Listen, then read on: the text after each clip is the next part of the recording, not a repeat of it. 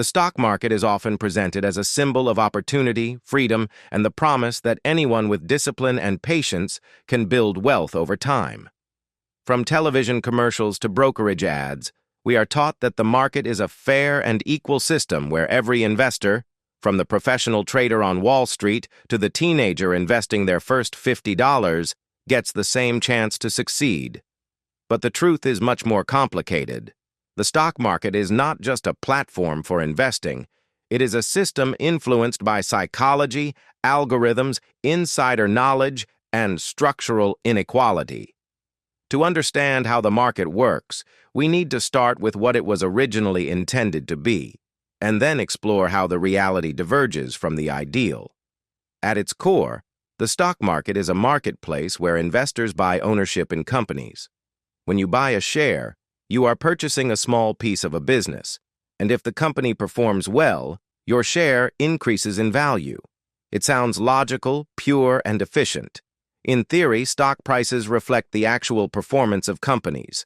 If a business grows, innovates, and earns more money, its stock price rises. If earnings fall, the stock should go down. This idea, known as the efficient market hypothesis, is still taught in business schools around the world. But in practice, stock prices are not driven only by business fundamentals.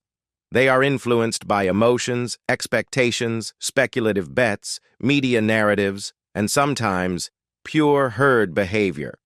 Every day, millions of trades are executed not by humans, but by high-frequency trading algorithms. These systems scan markets in milliseconds, reacting far faster than any human can.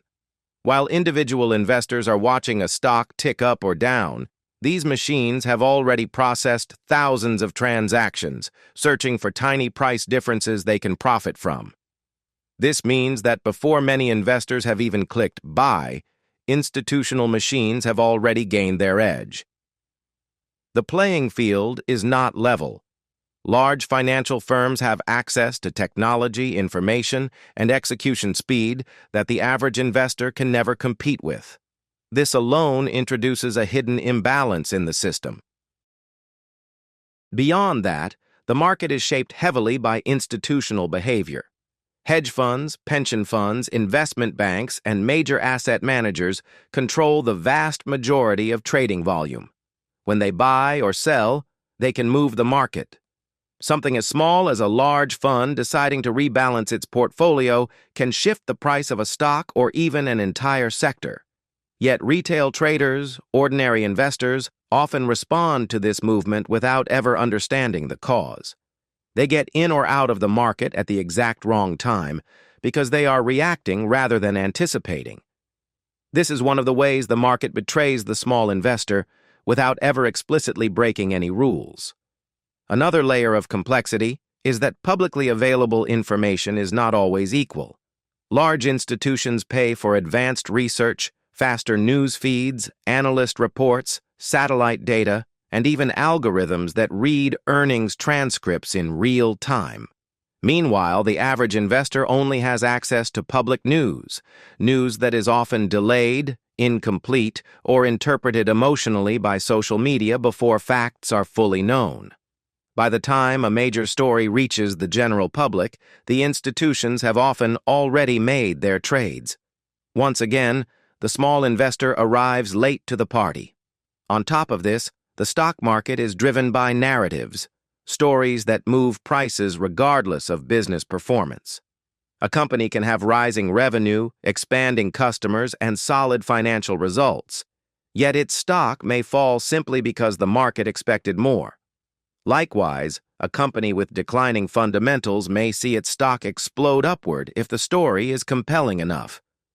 We've seen this time and again with meme stocks, speculative startups, and companies that thrive not on profit, but on hype.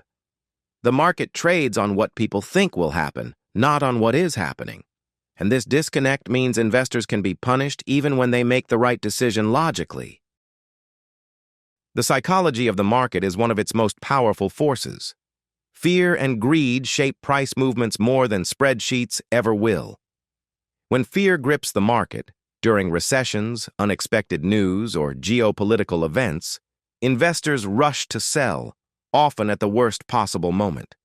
When greed takes over and everyone seems to be getting rich, retail traders chase prices upward, entering right before the trend reverses. This is not a coincidence. Market cycles are built on human emotion, yet institutions often profit from these emotional waves, buying when panic is high and selling when euphoria peaks. Small investors, however, often behave in the opposite way. Financial media also plays a role in shaping market perception. Headlines are written to generate clicks, not balanced analysis. A single sentence on a news channel can spark emotional reactions and herd movement. When markets fall, the media often amplifies panic. When markets rise, the narrative becomes overly optimistic. These emotional swings encourage investors to act impulsively rather than rationally. The result is predictable. Investors buy high, sell low, and blame themselves, never realizing they are playing a psychological game designed to influence their reactions. Another way the market betrays the everyday investor lies in the illusion of simplicity. Brokerage apps and trading platforms have become gamified. Confetti animations, sleek dashboards, instant notifications, colorful profit charts, all are designed to stimulate engagement, not long-term thinking. Many trading platforms earn money from order flow, meaning they benefit when users trade more frequently. The system profits when investors behave like gamblers, not long-term owners. The ease of trading encourages emotional decisions, rapid speculation, and financial mistakes that benefit the system more than the user. Even when investors try to do everything right, researching companies, diversifying their portfolios, and holding investments long-term, they still face one more disadvantage. They cannot control external events. Earnings reports, interest rate decisions, regulatory changes, geopolitical tensions, natural disasters, and corporate scandals can wipe out gains overnight. The stock market does not care how disciplined an investor is. Sometimes, even the best decisions fail simply because of timing or unpredictable events. Bigger players have hedging strategies, insurance in the form of derivatives that protect them against these risks. Most small investors do not. But the betrayal does not end there. Another harsh reality is that the market rewards patience, yet punishes waiting. Many investors spend weeks or months researching a company, building conviction, and finally placing a trade, only to watch the stock drop immediately due to short-term volatility. Meanwhile, others jump in recklessly and sometimes profit by pure luck. This randomness is not proof of a broken system, but it is proof that the market is not the rational machine it is marketed to be. It is a social organism shaped by millions of competing opinions, some informed, many misguided, and swayed by momentum far more than math. Still, despite the flaws, the stock market remains one of the most effective wealth-building machines ever created. Over long periods, markets trend upward, reflecting overall economic growth. What investors need to understand is not that the market is rigged or unwinnable, but that they must learn the rules of the real game, not the idealized version presented in beginner tutorials. To survive and thrive, investors must become aware of their own psychology, the strengths of institutions, the speed of modern trading, and the narratives that influence prices. Instead of reacting emotionally, they must learn to step back, study patterns, and protect themselves from impulse decisions. In the end, the greatest betrayal of the stock market is not that it is unfair. It has always been uneven. The real betrayal is that new investors are rarely told the truth about how it works. They are taught strategies, but not the environment those strategies exist in. They learn how to buy and sell, but not how markets are moved, manipulated, or misinterpreted. They enter a battlefield without realizing they are up against professional warriors armed with information, capital, and speed. Yet the market does not punish them immediately. It waits. It gives them just enough early success to make them confident, then takes more than it gave when volatility arrives. To succeed in the market, investors must accept its reality. The system is imperfect. The playing field is uneven. Emotional reactions are weapons used against the inexperienced. But with education, discipline, and patience, the same market that punishes reckless decisions can reward thoughtful ones. Those who learn to control their emotions, study long-term trends, and avoid chasing the crowd can still build lasting wealth. The market is not here to betray everyone. It is here to test them.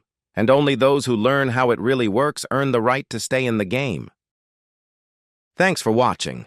If you want to keep uncovering how the stock market really works and learn smarter ways to trade and invest in a world stacked against the average investor, make sure you subscribe and join the channel.